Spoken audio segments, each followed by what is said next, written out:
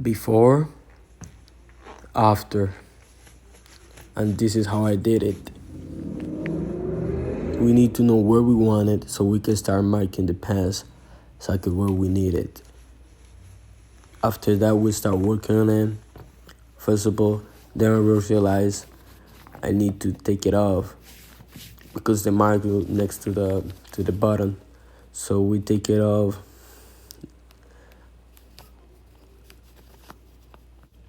Thread.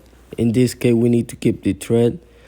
It's kind of hard to find a thread like this material, so we just take it off, keep it, press it, and press the thread as well, so that way we can keep reusing it.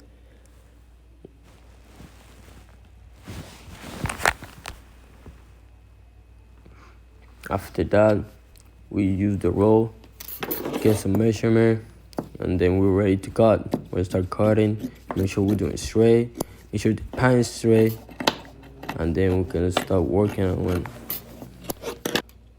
Now we need the tray again. We're reusing it, so we're using the bottom.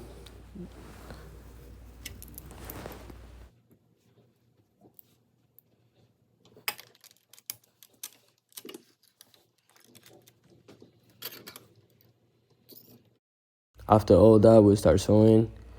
Like I want my bottom 1/2 inch, so you do my measuring, make sure everything is straight, and start working on it. Personal tip: when you're working on it, make sure you know exactly when you want it. You see my pants, I leave like a line. Make sure you do something similar. Use some pins so your bottom will look straight. It doesn't look nothing weird. After that, make sure everything looks fine, everything's straight, and this is the end. You see, everything looks fine, everything looks clean. This is the final result. Want to support the YouTube channel? You know what you need to do: like, subscribe, comment. See you next time.